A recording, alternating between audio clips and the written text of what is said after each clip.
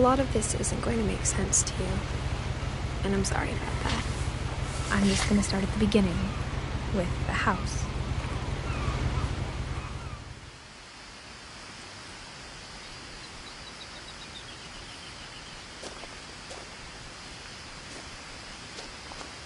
Someone had put up a chain link fence, but it looked like I wasn't the first person to hop it.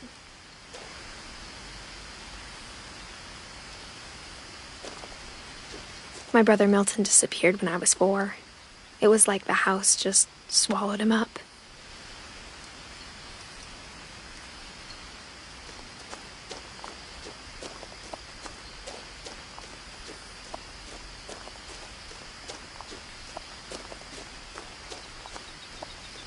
I lived here until I was 11, but I wasn't allowed inside half the rooms.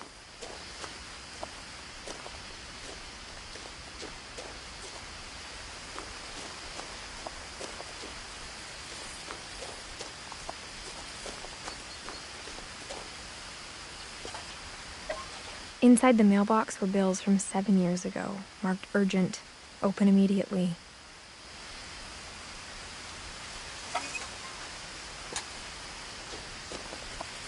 I hadn't been back since my brother Lewis's funeral.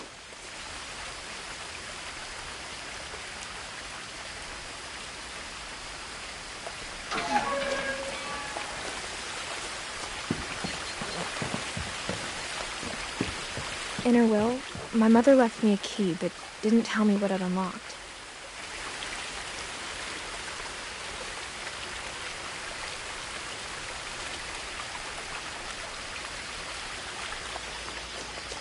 Maybe she thought I'd know, or she thought that the mystery would be enough to bring me back.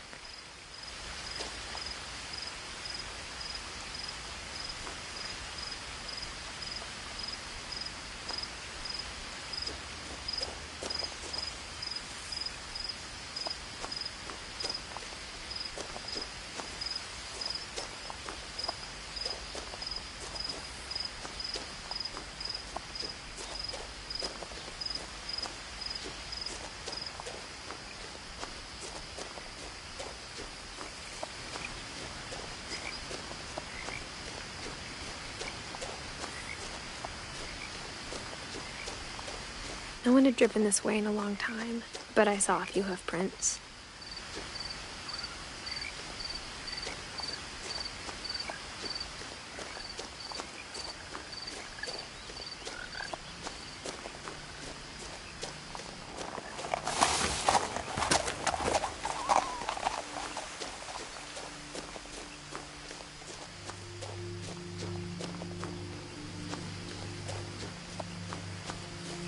The truth is, even after I inherited the house, I never thought I'd come back to it.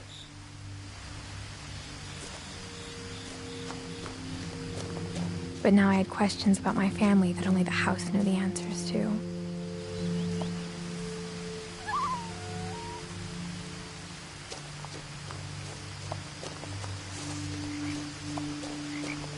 The house was exactly like I remembered it, the way I'd been dreaming about it.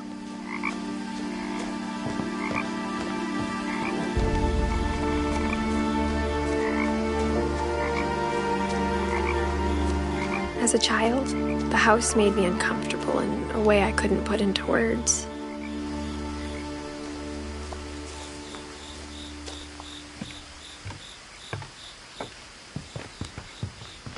Now, as a 17-year-old, I knew exactly what those words were. I was afraid of the house.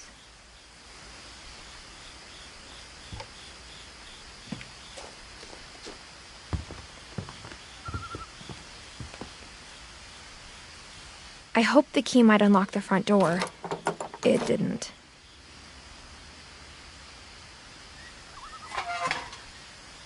Looking in, I felt like the house itself had been waiting for me.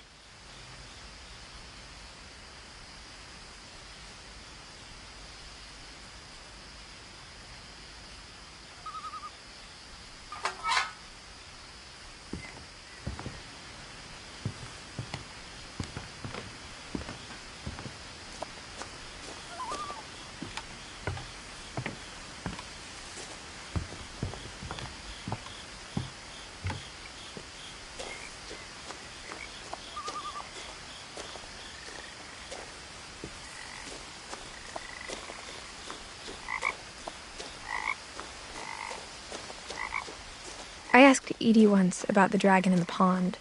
She said it had killed her husband. I was 6. It seemed like an odd joke to me even then.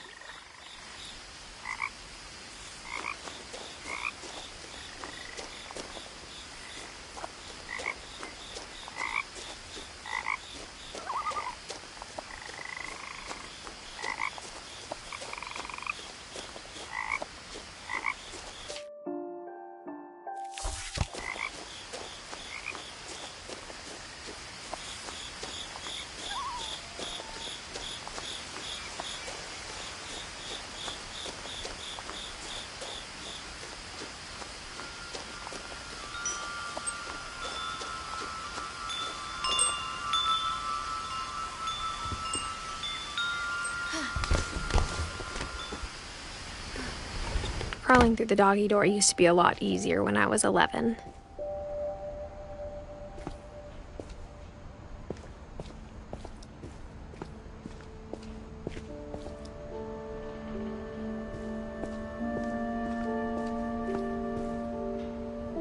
The power had been turned off the night we left.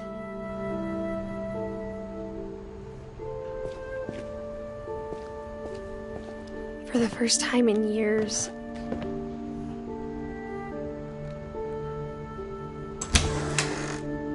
I felt like I was home.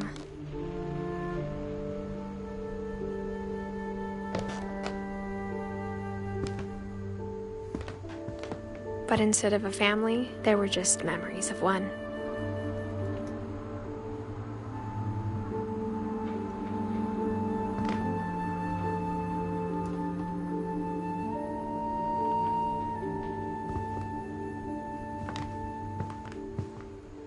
Like how after Louis started working at the cannery, we all got sick of eating salmon.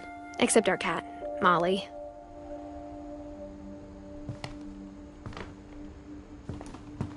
Or how only one restaurant would deliver to our house, so we had Chinese a lot.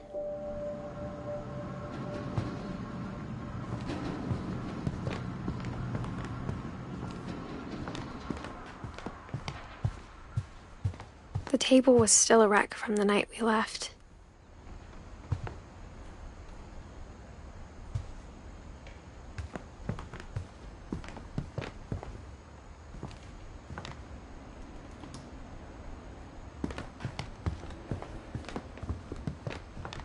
My mom was the only one of us who could imagine Great-Grandma Edie living in a nursing home. It was like a bomb had gone off, killing everyone but sparing the furniture.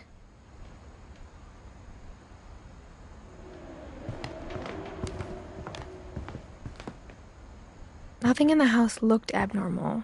There was just too much of it, like a smile with too many teeth. Even the fireplace had a story. Edie told me the bricks came from the original house, after it sank.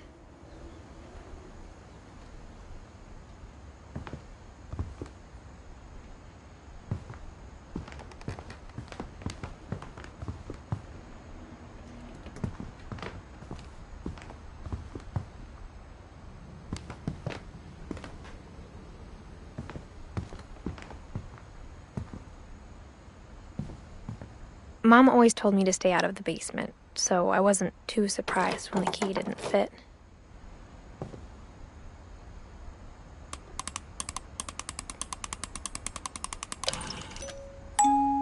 Great-Grandpa Sven built a music box for Barbara, along with the rest of the house.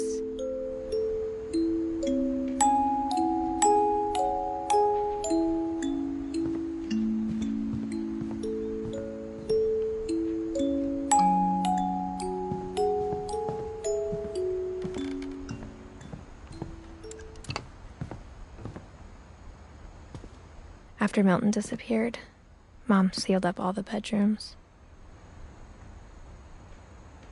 Then Edie retaliated and drilled peepholes.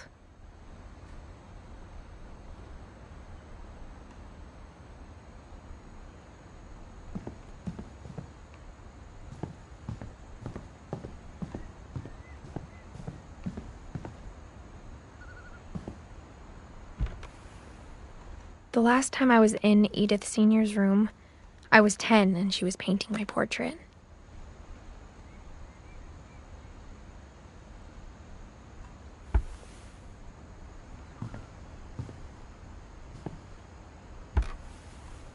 My Grandpa Sam spent 7 years sharing a room with his dead brother, Calvin.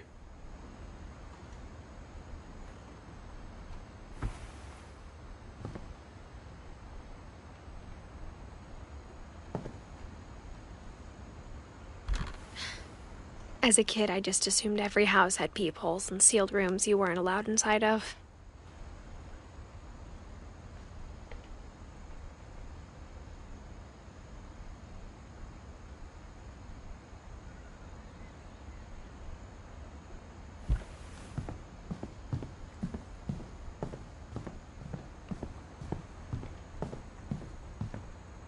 Whenever people ask me about my family, the first thing they always want to know about is Barbara.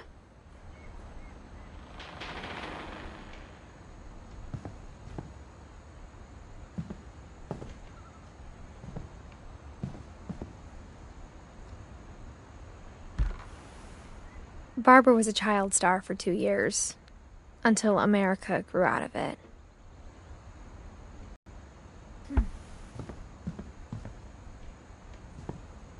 Edie's father, Odin, built the original house.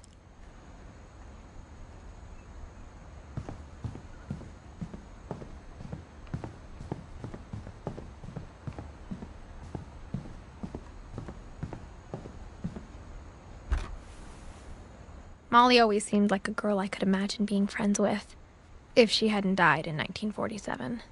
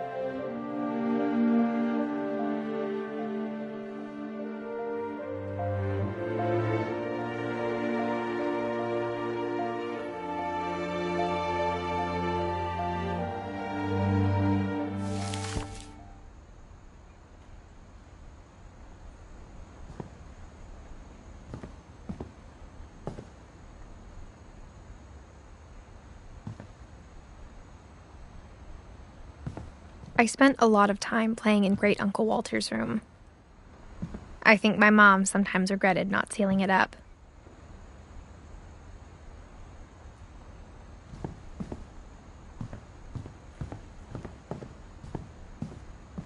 Lewis told me there were secret passages, but I never believed him.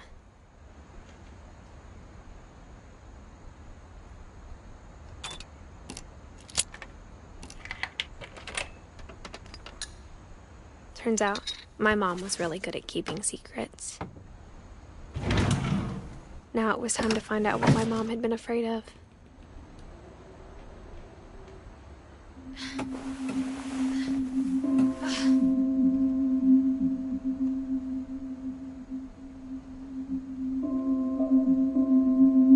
Reading this, maybe it sounds like I had a plan. From the paintings on the wall, it was clear my brother Milton had been here before me.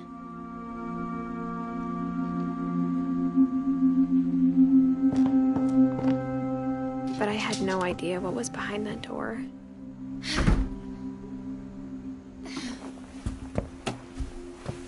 Just like I had no idea where all this was gonna lead.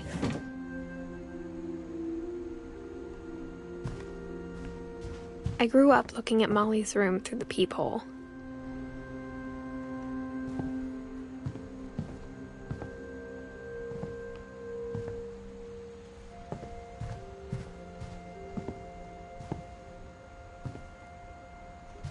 Being inside for the first time, I felt like I'd stepped behind a painting.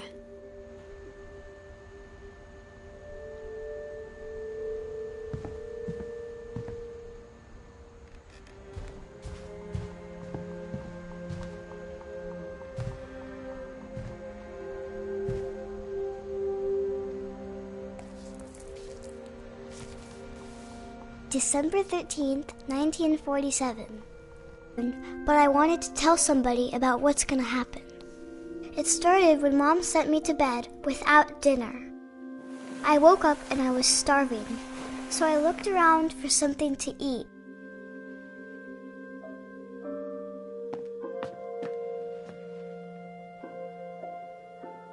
The gerbil food was dry, but I didn't mind it.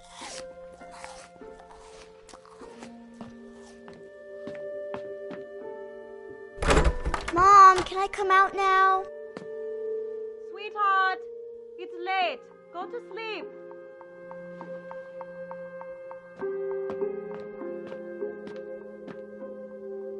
My Halloween candy was all gone.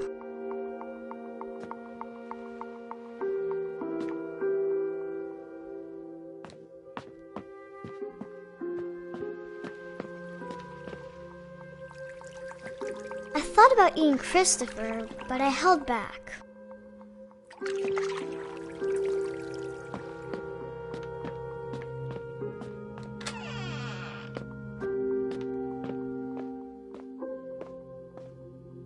I ate a lot of things that night.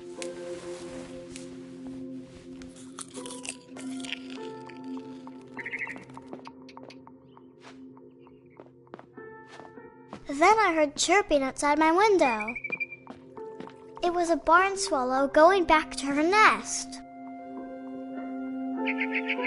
I reached out for her.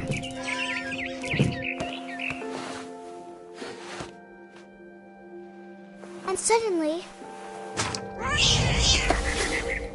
I was a cat.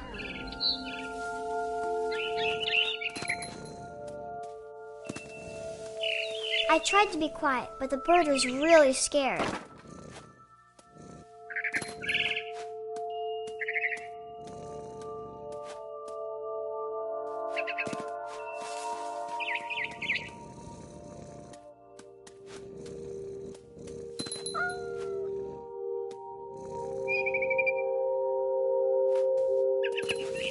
Mom and Dad didn't even look at me.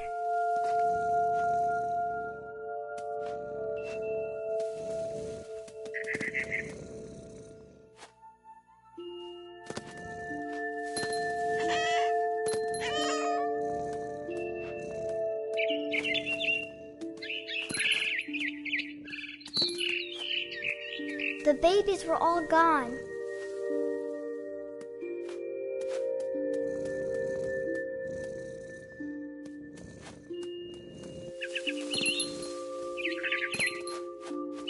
I jumped and I almost got her.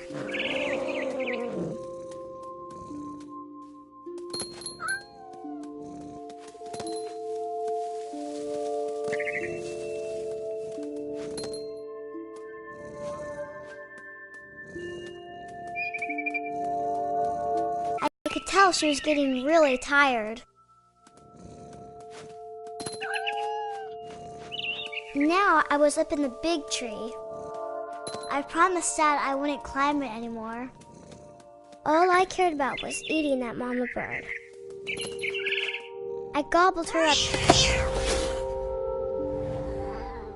And suddenly, I was an owl. First, all I heard was the wind. Then I heard little teeth nibbling in the grass.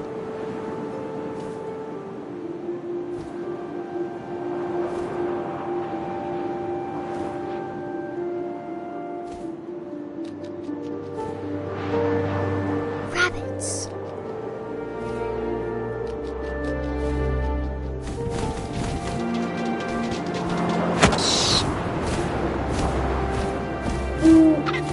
I imagined his face looking up and seeing mine through my talons.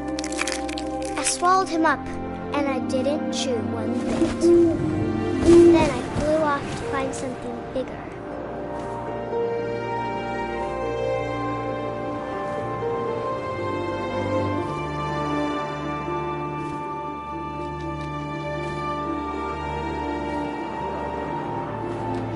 A mama rabbit.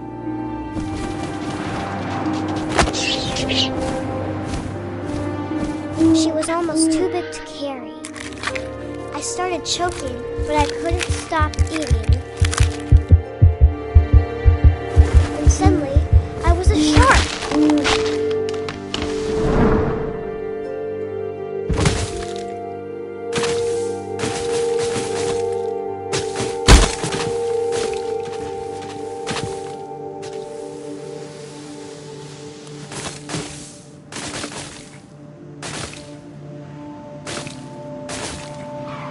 I rolled off a cliff and into the ocean. Now, I was hungrier than ever.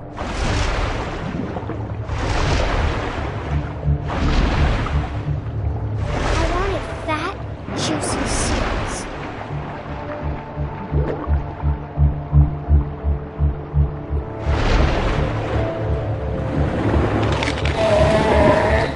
I tore off her flipper, and it tasted really good.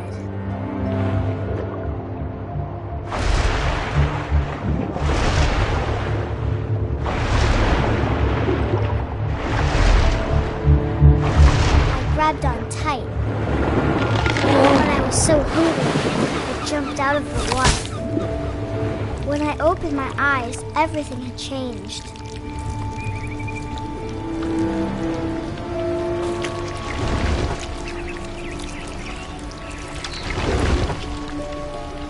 Now I was a monster, and I smelled people everywhere.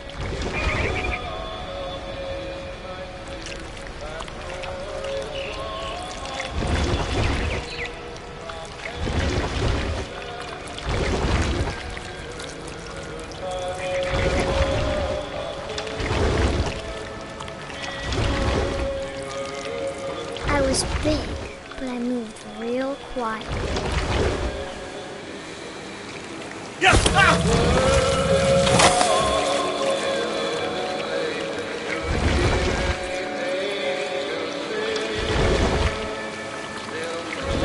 I wanted to stop, but also I didn't.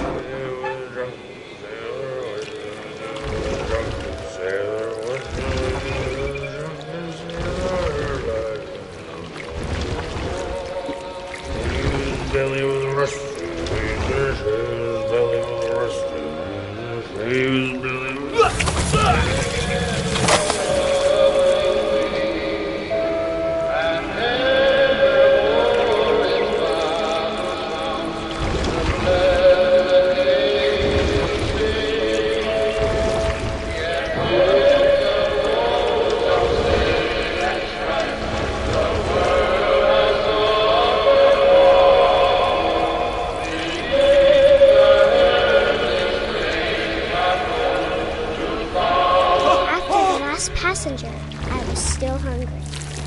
crossed the water, I smelled something new. Something I had to have, so I swam towards it.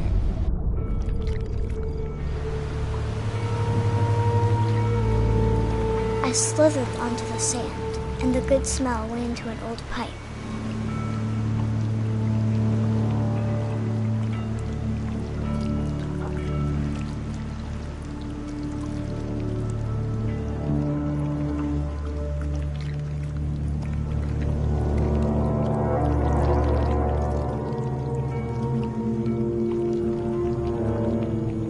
I got closer and closer.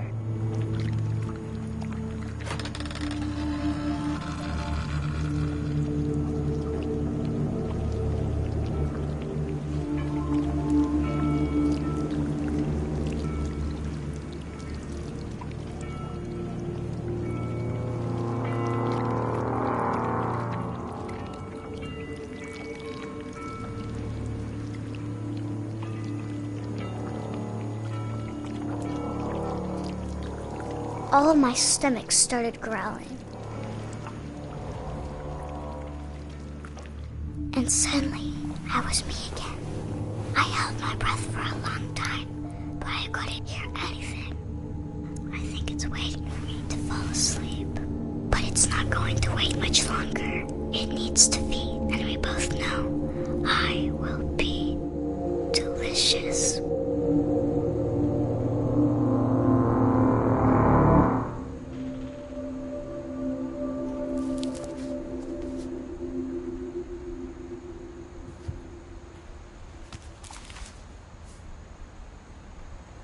I'm not sure if I believed all of that, but I'm sure Edie would have.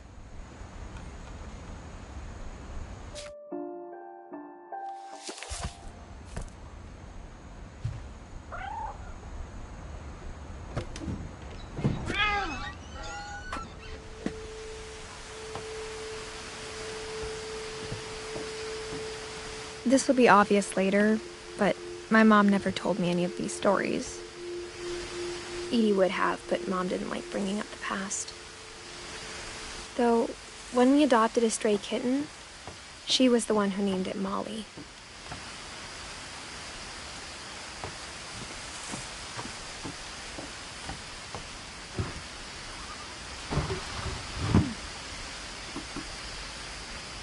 I spent a lot of time in Great-Grandma Edie's room.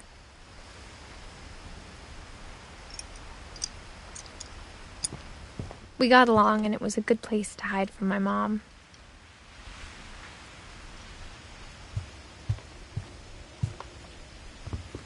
One summer, they evacuated the island, but Edie refused to go. For a few weeks, she was a celebrity.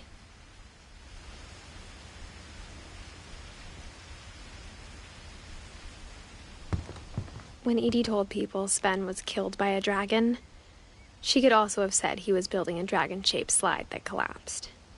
She could have, but she didn't.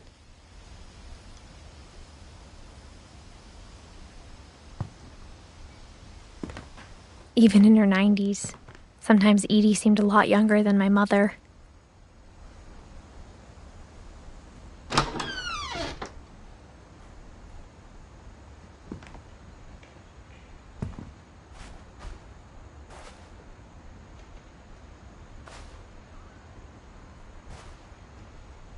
The only trace Grandpa Sam's first wife, Kay, left on the house was the pink bathroom. It was a pretty big trace.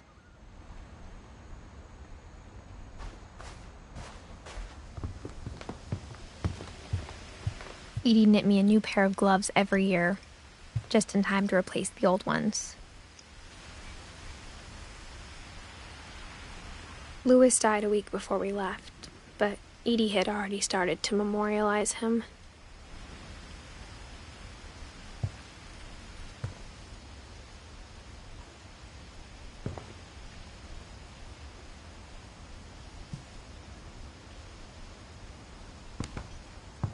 Her room was like a museum. For 500 years, the Finches have been famous throughout Norway for their fortune and misfortune. Odin Finch buries the latest victims of the family curse, his wife Ingeborg and their newborn son, Johann. On January 7th, 1937, he set sail with his family and his house, hoping to leave the curse behind. But 40-foot waves off the coast of Washington send the house and Odin to the bottom of the sea. Odin's daughter Edie, with husband Sven and baby Molly, step ashore on their new home, Orcas Island. Odin Finch is the first to be buried in the new family cemetery. His daughter Edie is already dreaming of a new Finch house.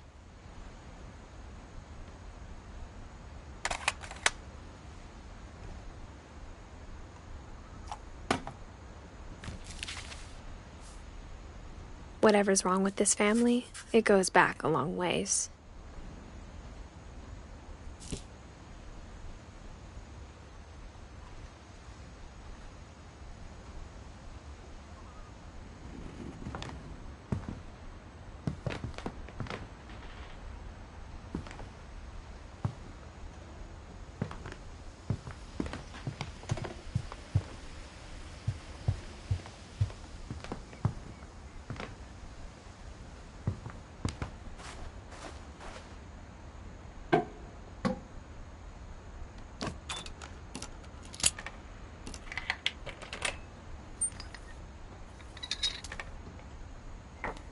There's a secret in this bathroom. It's in the last place you would look.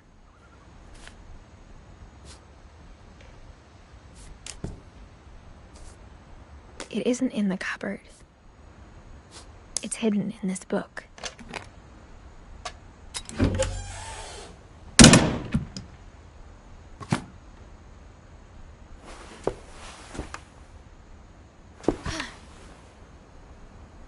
Sven gave Sam an old camera he'd refurbished. He never put it down.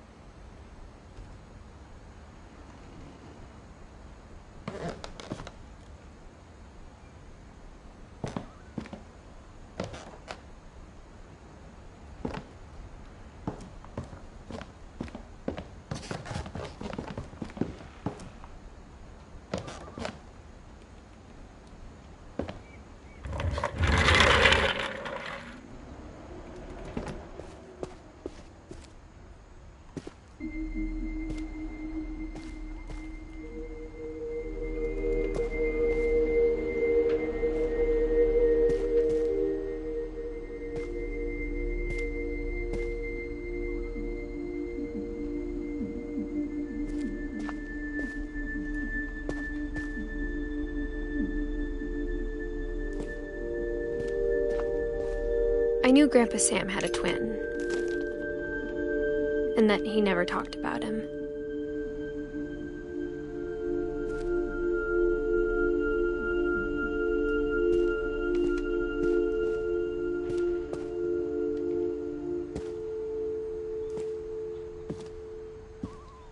I guess.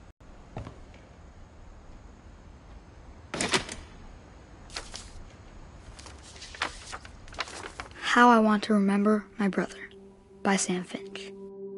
The thing I remember is that when he made up his mind, that was it.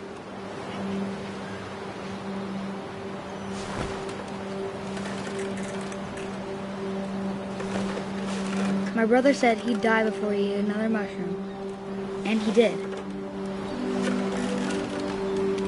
At Barbara's funeral, we swore we'd never be afraid again, and he wasn't. I think Calvin always wanted to fly. Sam! Calvin!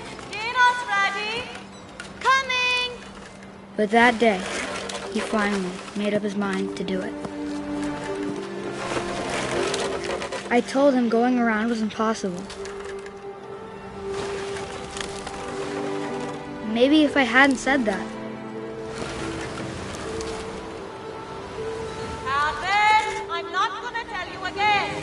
maybe if the wind hadn't picked up. then maybe he'd still be here. But I doubt it. I think he'd already made up his mind. That's what I want to remember about my brother.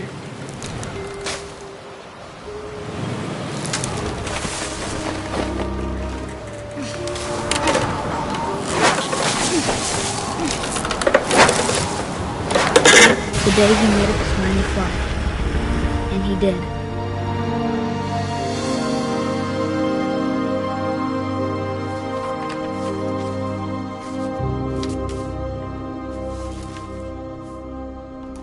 Calvin's story felt strangely familiar.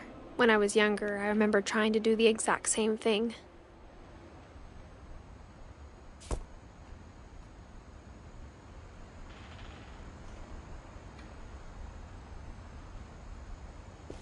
After the funeral, Edie roped off Calvin's half of the room.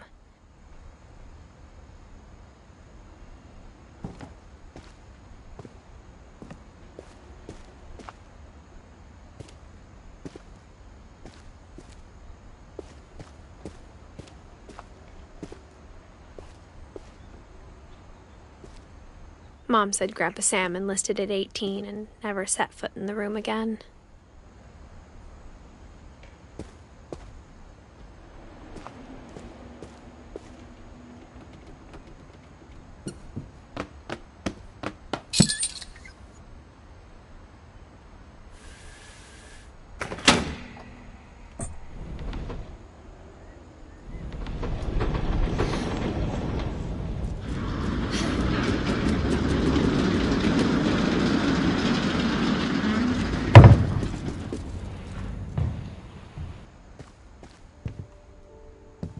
The passages were a pretty tight fit. They'd obviously been built for smaller hands and bellies.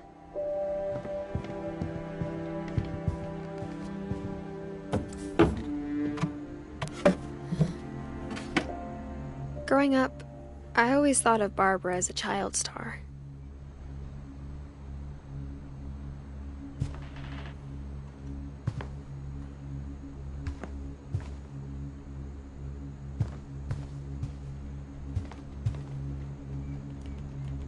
I never thought about how hard it must have been for her afterwards.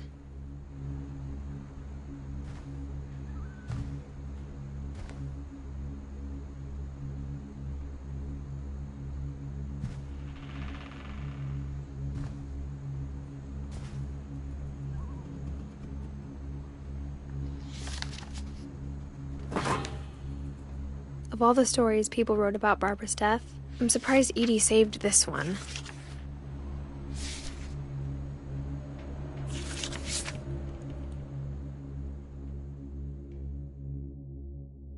Old Jack here with another ghastly tale inspired by America's most unfortunate family.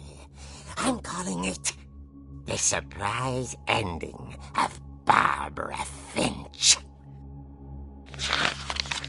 As a child star, Barbara was famous for her scream. Now at 16, she was all washed up. A has-been. But in a lucky break, she'd been asked to perform her signature scream at a local convention for monster movie fans. It was just the boost her career needed. Unfortunately, her scream hadn't aged well. Getting better. I think you just need the right motivation. Her biggest fan and current boyfriend, Rick, was about to demonstrate when... Now that was a great scream. It was Barbara's father, Sven. He'd slipped into a table saw and had to be rushed to the emergency room. So Barbara got stuck babysitting her youngest brother, Walter. Her convention comeback was cancelled. Okay, I'm hearing frustration, but I'm not hearing terror. What if I tried... A gang of hoodlums in Halloween masks have been terrorizing Orcas Island tonight. Police are urging residents to... That came from the basement. You're right! Also, I loved your delivery on that. Why is your basement door locked? Because my dad likes making puzzles and secret passages. There's a key hidden in the music box.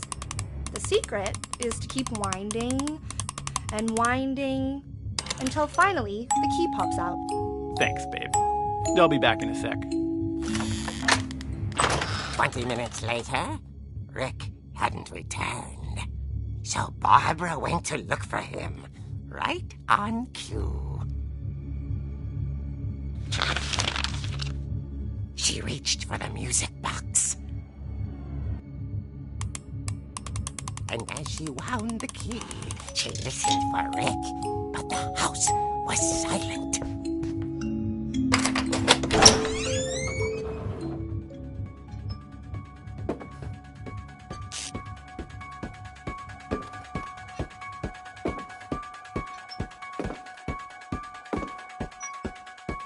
She found Rick's crutch and imagined the worst.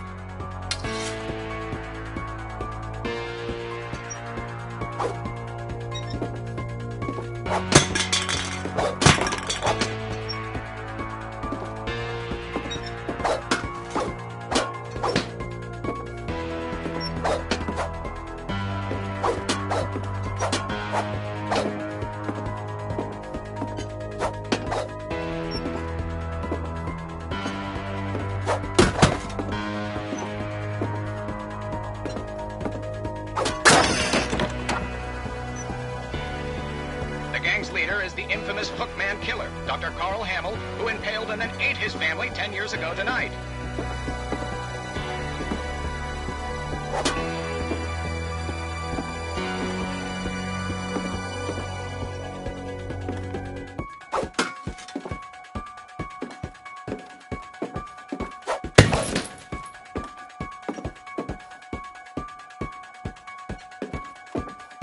The old fridge rattled and grew still. Oh dear! Oh! Rick? Barb, relax. I was just trying to scare you to help you find your scream. Well, I'm not scared, Rick. I'm furious. Then act furious. All I'm getting from you now is that you're hurt and confused and... She threw him out, but she kept a little something to remember him by. Barb, have you seen my other crutch? And she was still holding it when she fell asleep watching the late picture show. Hours later... Barbara! Walter, what's going on up there? Ah! Okay, I'm coming up, but if this is a trick, you're dead, Walter.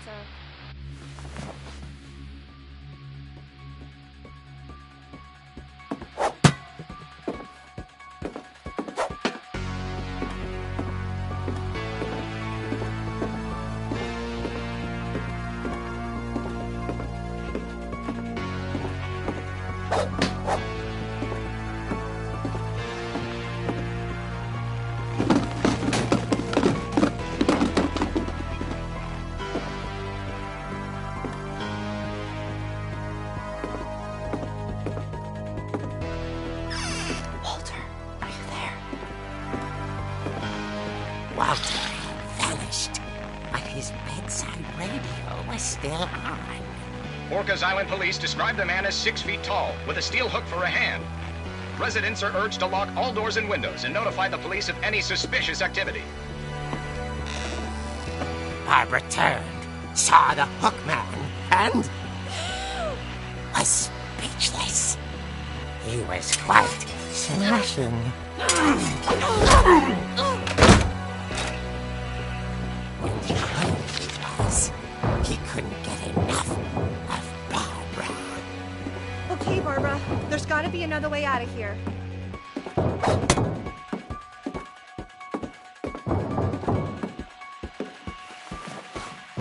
That night, she played her part beautifully.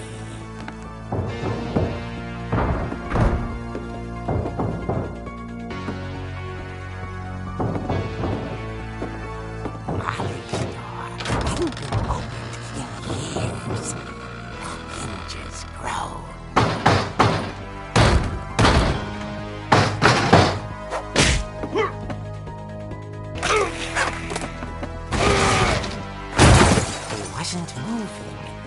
she sensed the story might not be over yet.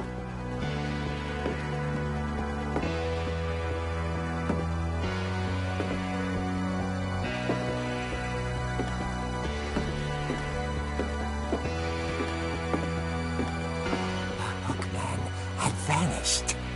She listened for his breathing, but all she heard was...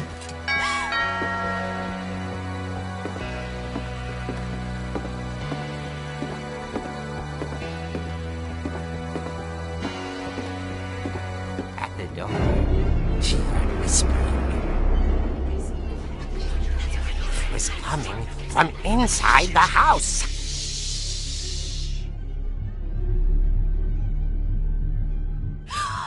Oh dear.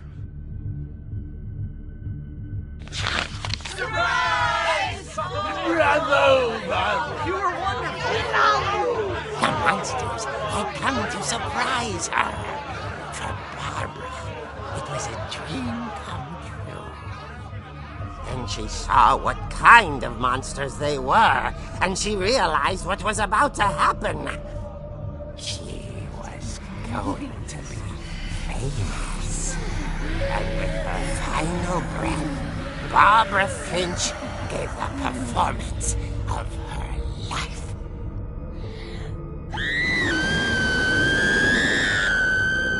I wasn't there myself, but I hear Barbara was magnificent. Poor girl. She had a taste for stardom. But unfortunately, so did her fans. Of course, the police blamed it all on poor Rick, who disappeared the same night. And little Walter, hiding under his bed the whole time. He took it all pretty hard, but that's another story. As for Barbara, her ear. Now that's what I call a real eerie tale.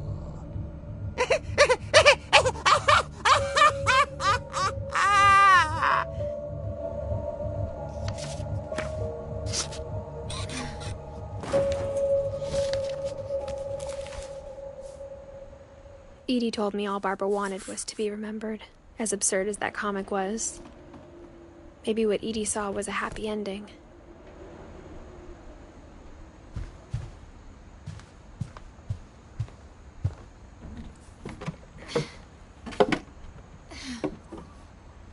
I guess now I know why Mom didn't like me playing with the music box.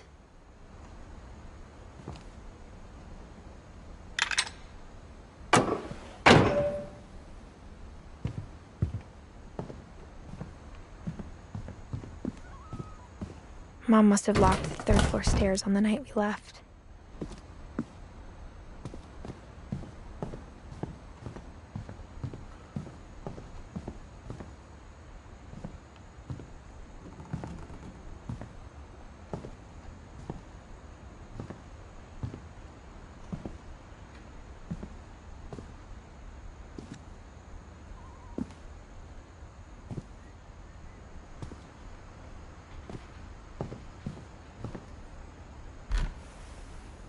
Edie told me once that every Finch who ever lived is buried somewhere in the library.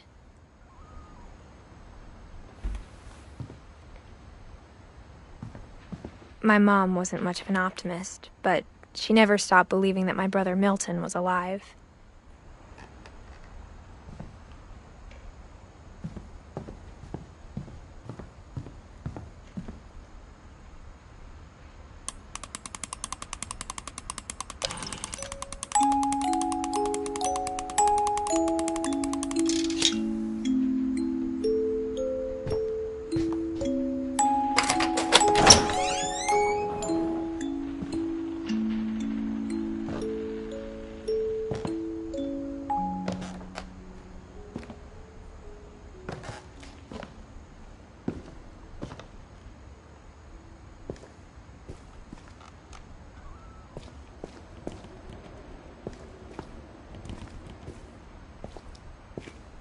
Mom said the basement was off limits, unless I wanted another tetanus shot.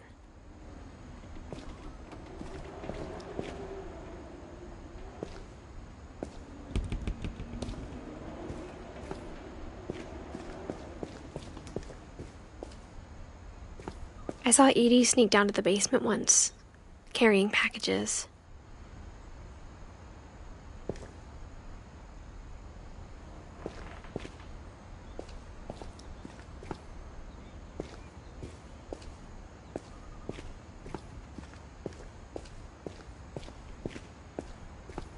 I thought maybe she was hiding presents.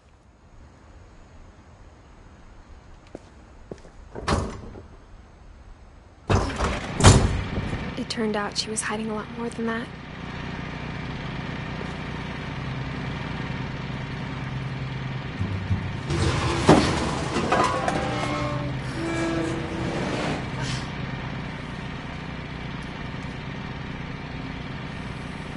I remember asking Mom once about where Walter had gone.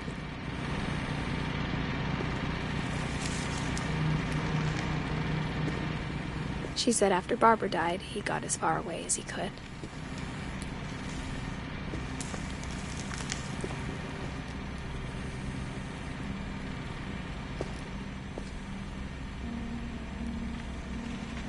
If there's a pattern in all these stories,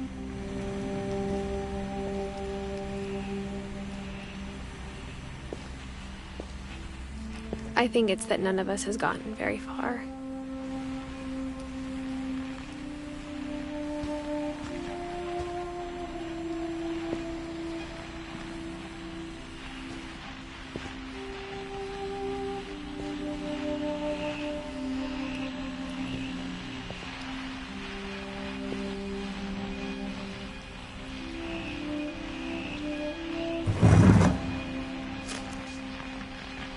Goodbye, everyone. I can't believe I've been down here for 30 years. On that first day, after the shaking started, I didn't think I'd survive a week.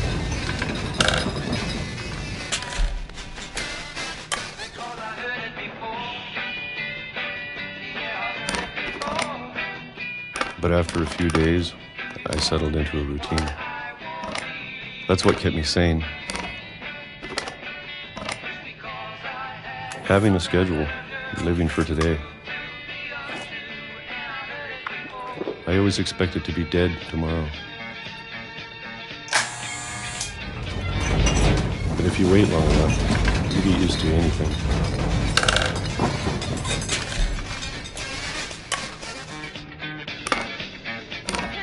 Even a monster on the other side of the door starts to feel normal. Almost friendly.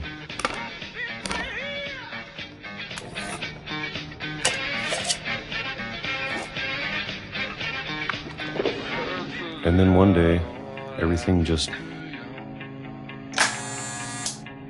stopped.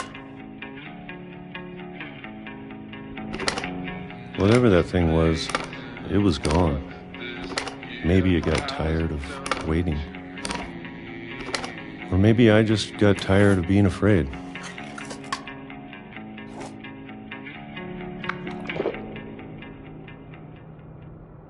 It's been a week now. The longest in 30 years. I'm done waiting. I have to leave while I still can.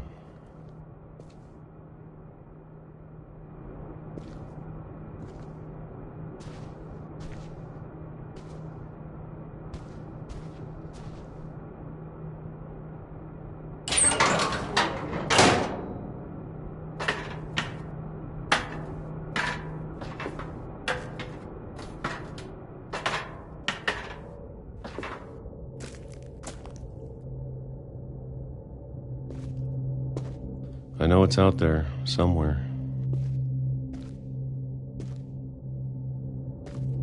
Whatever killed Barbara.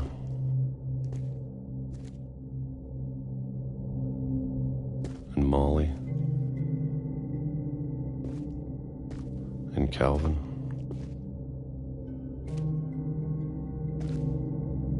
Maybe this is all a mistake. But I need to stop living the same day, even if it kills me.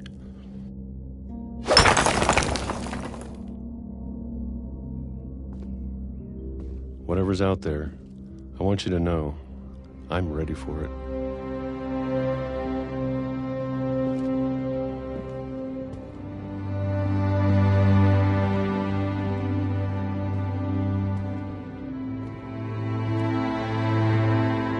I'm going to appreciate all of it, especially the food.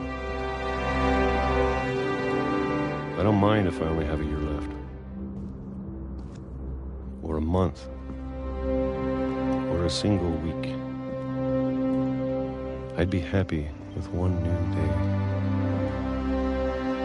I can already imagine the sun on my face.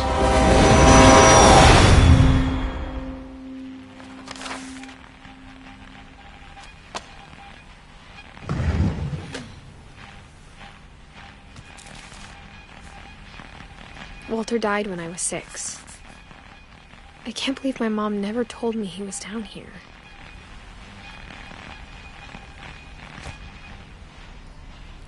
I'm sure my mom was trying to protect me.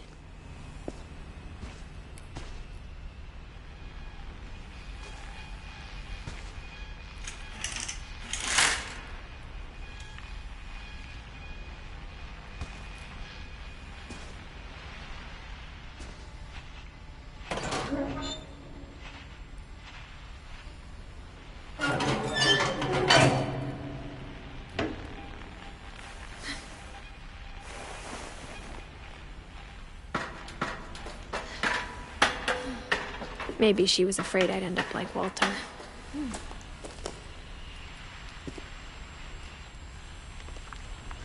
But if she never told me about an uncle under the house, I can only imagine what else she was hiding. I don't want to make the same mistakes she made.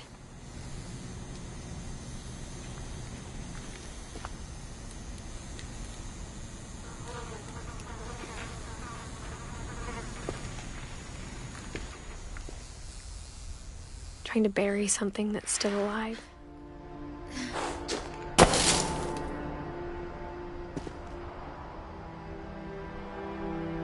Now that there's only one of us left, or maybe 2, I thought it was time I heard the stories for myself.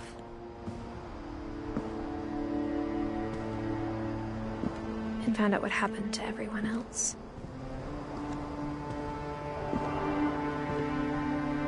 But now I'm worried the stories themselves might be the problem. Maybe we believed so much in a family curse, we made it real.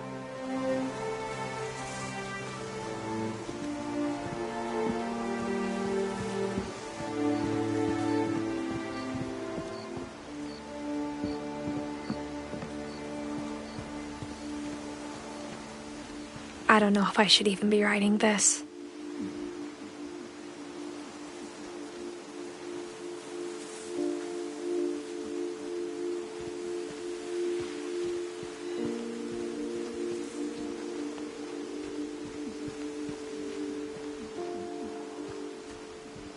Maybe it'd be better if all this just died with me.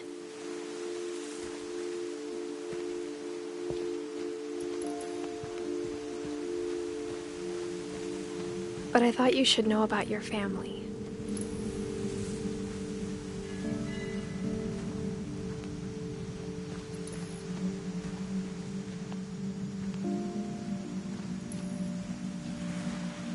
And the history you're a part of.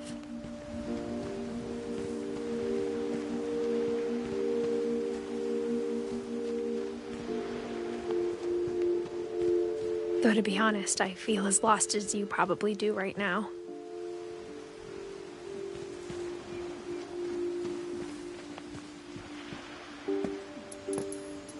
I think the people in these stories believed them, for what that's worth.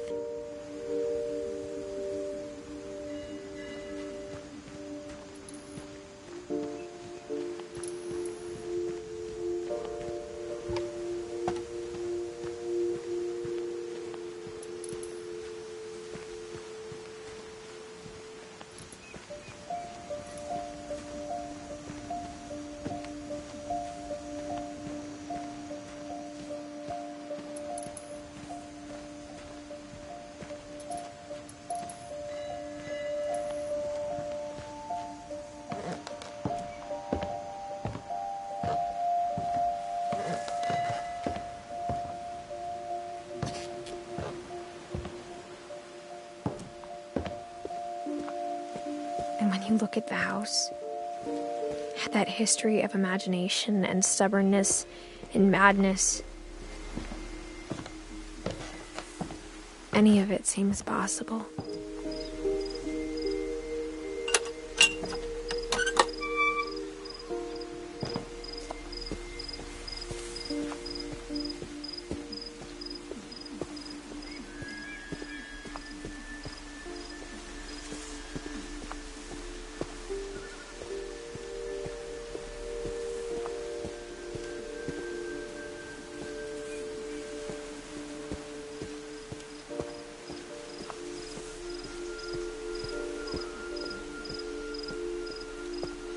I think we've been surrounded by death for so long, we've just gotten used to it. What kind of family finishes building a cemetery before starting the house?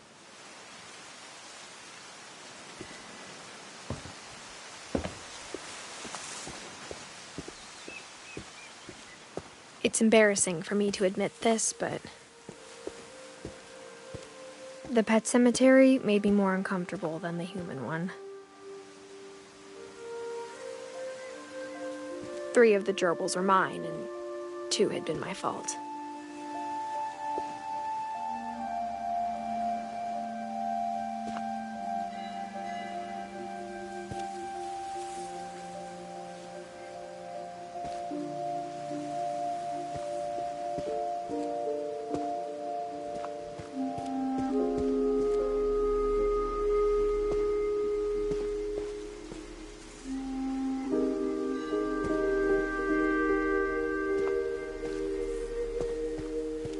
Sven built the house, but it was Edie who designed the cemetery.